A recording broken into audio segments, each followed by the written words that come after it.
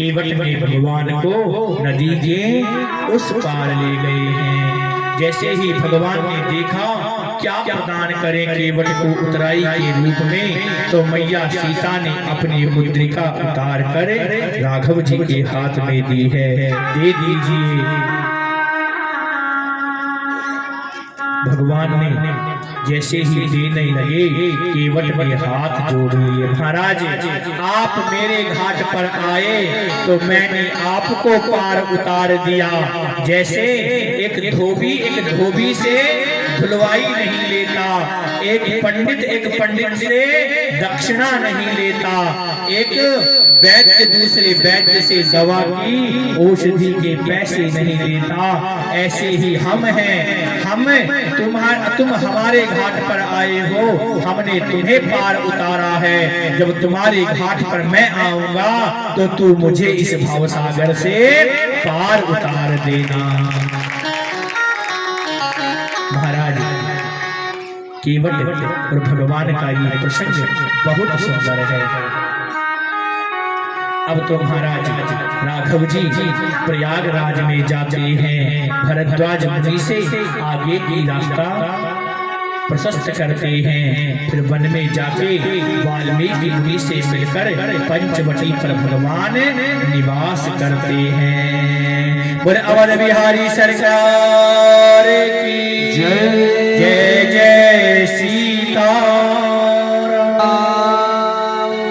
इधर अयोध्या में सुमंत्र जी अभी तक तमसा नदी के तट पर ही पड़े हुए हैं, बाल बिखरे हुए हैं, आंखों पर मोटी मोटी आंसुओं की धार बनी हुई है। कैसे अवध को जाऊं? अरे अयोध्या में जाऊंगा कि कई सुनेगी तो आएगी ही नहीं, पूछेगी ही नहीं। महाराज चक्रवर्ती जी आने की स्थिति में नहीं होंगे, सुमित्रा आएंगी तो समझा दूंगा, पर राम की महतारी यदि कौशल्या आ गई तो क्या मुंह दिखाऊंगा, क्या कहूंगा। सोचते सोचते महाराज रुदन करते हैं। रात्रि में महाराज सुमंत्र अयोध्या में प्रवेश करते हैं। अयोध्या में जैसे ही प्रवेश किए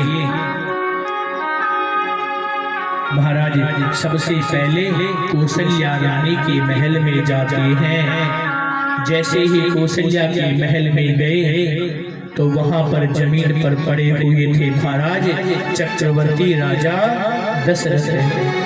दशरथ की इस दयनीय दशा को देखकर महाराज सुमंत्र के आंसू भी सजल हो गए, नेत्रों से अश्रुधार बहने लगी। महाराज आपकी ये क्या स्थिति हो गई है? हे जय जीव, आपका सुमंत्र आपको प्रणाम करता है। जैसे ही सुना कि सुमंत्र प्रणाम कर रहे हैं महाराज एकदम से जैसे मृतक शरीर में चेतना आ जाती है, चक्रवर्ती जी एकदम से खड़े होकर सुमंत्र को अपने हृदय से लगाते हैं। एक ही बात कहते हैं,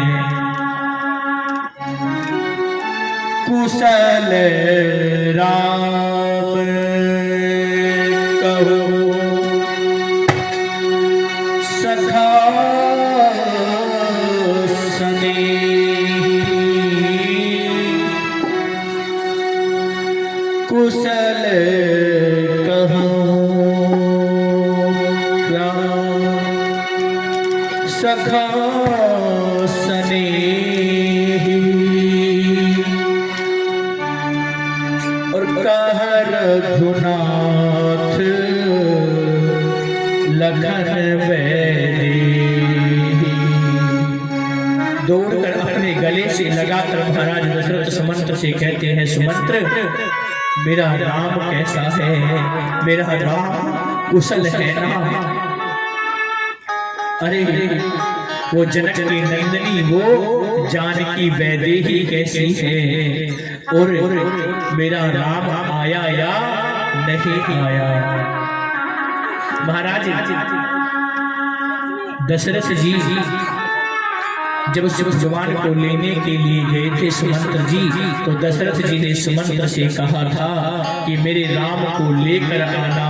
यदि राम नहीं आए तो उन्हें कहना कि बेटा तुम जीवन में सदा सुख भोगना, क्योंकि तुम्हें पिता की आज्ञा का पालन किया है। महाराज सुमंत्र जी जैसे ही भगवान को कहने लगे कि आपको महाराज चक्रवर्ती ने कहा है वन दिखाकर वापस लाना है, राम ने कहा कि हम लौट कर नहीं जाएंगे, हम अपने पिता का वचन निभा कर ही आएंगे। सुमंत्र ने आज राज्य धर्म का पालन किया है। महाराज राघव जी ने तो कुछ नहीं कहा, पर लखन लाल ने राजा दशरथ को बहुत खरी खोटी सुनाई है। सुमंत्र जी ने आकर कहा हे जय जीव, आपके राघव तो बड़े कोमल है। महाराज धीरज धारण करो। सुमंत्र कहते हैं धरहु धीरे, धरहु धीरे सचिव कह मृदुबानी, धरहु धीरे सचिव कहो मृदुबानी, महाराज तुम्हें पंडित ज्ञानी, महाराज तुम पंडित ज्ञानी। महाराज आप कोई साधारण नहीं है महाराज, आप तो विद्वान पंडित हैं, आप तो ज्ञानी हैं महाराज। इस प्रकार आपको विलाप शोभा नहीं देता। महाराज चक्रवर्ती जी कहते हैं सुमंत्र मेरे राम ने क्या कहा? बोले महाराज राम ने कहा है कि पिताजी का ध्यान रखना, मैयाओं को अच्छे से रखना, हम 14 वर्ष बाद फिर अवध में लौटेंगे। महाराज राम ने मना किया था सुमंत्र को कि जो लखन ने कहा ये पिताजी को जाकर मत बताना, पर यहाँ सुमंत्र ने राज्य धर्म का पालन किया है। बोले महाराज लखन ने आपको बड़ा डांटा है, आपके लिए बड़े बोल बोले हैं। गदगद हो गए सुनते ही महाराज दशरथ, मेरा लखन मेरे राघव के साथ गया है तो मेरे राघव के जीवन में लखन कोई कष्ट नहीं आने देगा। दशरथ जी महाराज जैसे ही सुने कि राम नहीं आए हैं, चक्रवर्ती जी के प्राण निकल कर उनके गले में फंस गए। महाराज शरीर शिथिल होने लगा। कौशल्या मैया ने पांव पकड़ लिया। महाराज कहाँ जा रहे हो? आपके जाने के बाद इस अवध का दीपक बुझ जाएगा। महाराज हमें छोड़कर कहाँ जा रहे हो? आज दशरथ जी कहते हैं देवी आज मुझे कुछ सूझ नहीं रहा है, मुझे कुछ दिखाई नहीं पड़ रहा है। उन वृद्ध माता पिता, अंधे माता पिता का वो पुत्र श्रवण कुमार आज मुझे याद आ रहा है। उस माता पिता ने मुझे श्राप दिया था कि जैसे पुत्र के वियोग में हम अपना शरीर छोड़ रहे हैं, राजा दशरथ तुझे भी अपने पुत्र के वियोग में शरीर छोड़ना पड़ेगा। सारी की सारी रानियां रोने लगी। एक ही मैया तो एक तरफ खड़ी है। कौशल्या रोने लगी। महाराज आप चले जाओगे तो इस अवध का सहारा कौन बनेगा? महाराज दशरथ जी अभी राम जी को गए हुए अवध से 6 दिन हुए थे और भगवान के नाम का 6 बार उच्चारण करते हैं राजा दशरथ कि राम राम कही राम कही और राम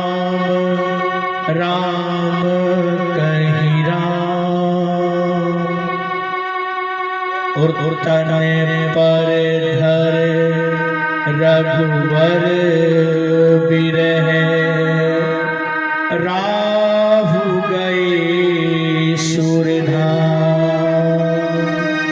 राम राम कहते हुए महाराज दशरथ ने अपने शरीर को ऐसे छोड़ दिया कि जैसे एक तिनके का त्याग वृक्ष करता है, उसी प्रकार क्षण भर में महाराज चक्रवर्ती जी ने अपना देह त्याग करके स्वर्ग को जाते हैं। सारी की सारी रानियां जोर जोर से रुदन करती हैं। महाराज वशिष्ठ ने अपने ज्ञान के बल से उनके दुख का निवारण किया है। महाराज दशरथ जी जब जा रहे थे, इधर से देखिए होनी जो होती है वो बड़ी प्रबल होती है। मैया ध्यान देकर सुनो, बड़ी सुंदर बात है। जो प्रकृति में होनी होती है वो होनी होकर ही रहती है, उसे कोई टाल नहीं सकता। कहा गया है शास्त्रों में कि शरीर का जब देह त्याग हो जाए, आत्मा इस शरीर को जब छोड़ देती है तो इस शरीर को ज्यादा समय तक रखना नहीं चाहिए। क्यों? एक एक क्षण वो आत्मा कष्ट भोगती है जब तक उस देह की अंत्येष्टि क्रिया नहीं हो जाती। यहाँ पर देखिए राजा दशरथ के मित्र हैं देवराज इंद्र, और जिसका बेटा स्वयं ब्रह्म है, उस दशरथ के शरीर को भी 14 दिन तक एक तेल की नाव बनाकर उसमें तेल भर के उसके अंदर रखा गया। क्यों? बोले कि यहाँ से अवध से कैकेयी प्रदेश जाने के 7 दिन लगते थे। 7 दिन जाने के और 7 दिन आने के, 14 दिन तक चक्रवर्ती जी महाराज का देह तेल के कड़ाहे में रखा रहा। महाराज जब दूतों को भेजा कैकेयी प्रदेश कि राम तो आएंगे नहीं, भरत को लेकर आओ। भरत को लेकर लेने जा रहे दूत को मैया कौशल्या ने बुलाया। कौशल्या मैया कहती है कि जाना और हमारे भरत को ये मत बताना कि तुम्हारे पिताजी का शरीर शांत हो गया है, तुम्हारे भाई वन को चले गए हैं, ये बात भरत को मत बताना।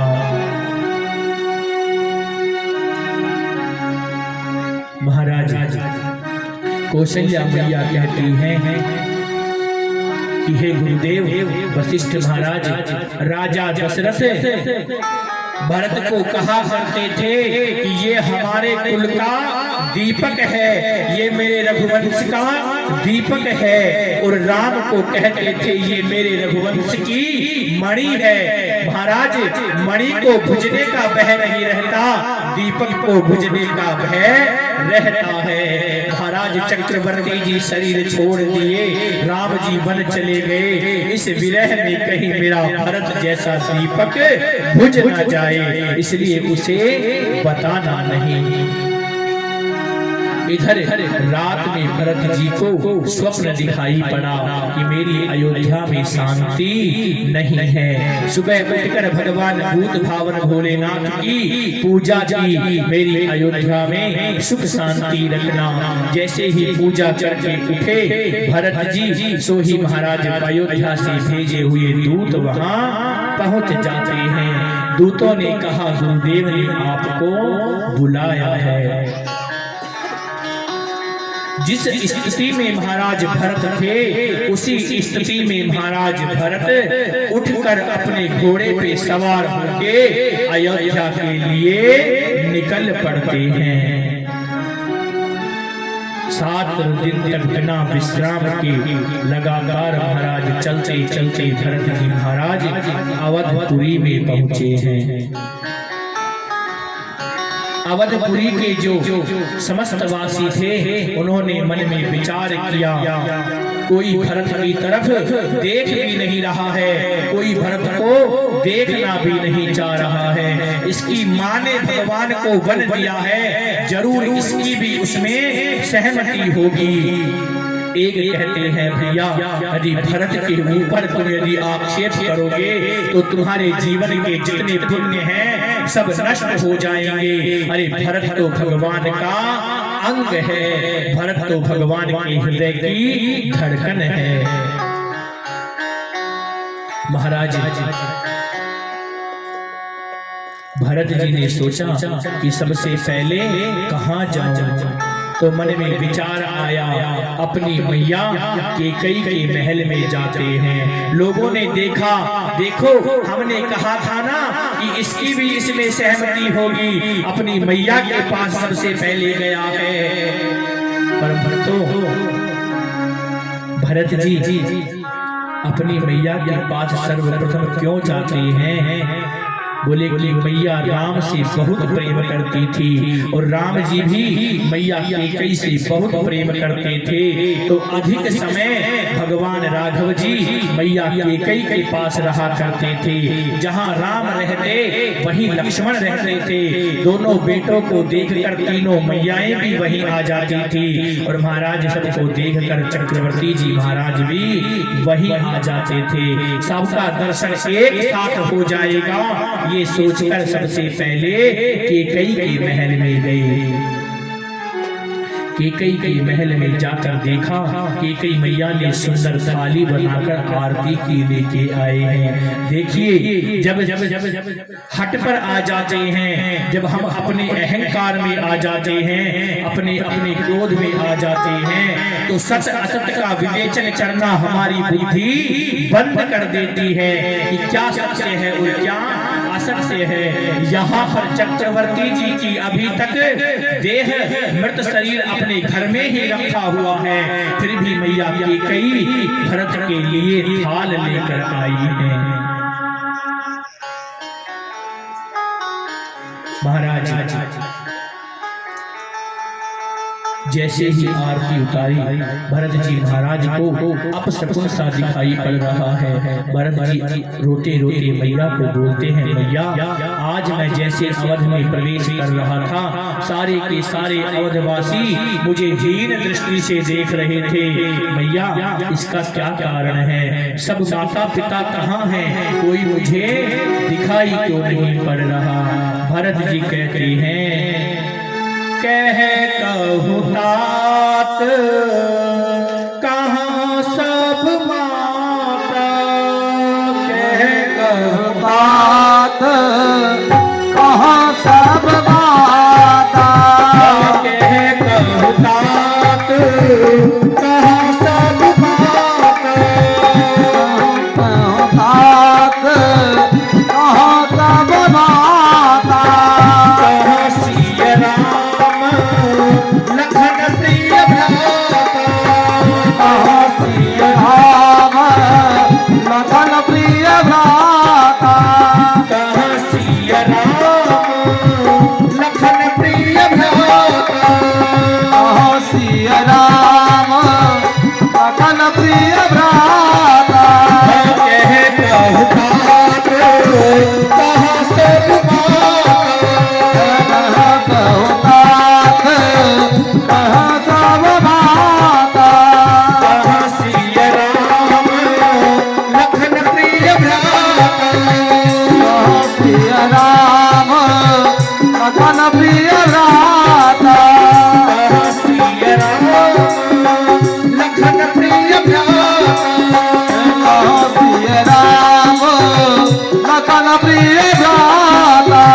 महाराज भरत जी अपनी मैया से कहते हैं, मैया सारी माताएं कहाँ हैं? हमारे भाई लखन कहाँ हैं? और मेरे इस शरीर के माता पिता मेरे राघव और मैया सीता कहाँ है?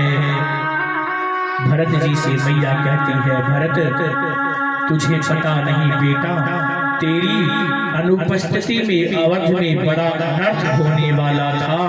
मैंने मंथरा की सहायता से सारी की सारी बात संभाल ली बेटा।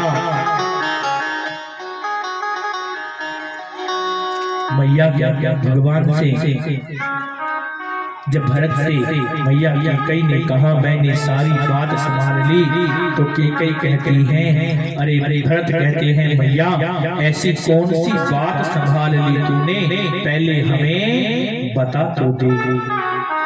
बोले बेटा, पर ब्रह्मा जी को मेरी बात अच्छी नहीं लगी, उसने बीच में एक विघ्न कर दिया, उसने तेरे पिता को अपने धाम बुला लिया।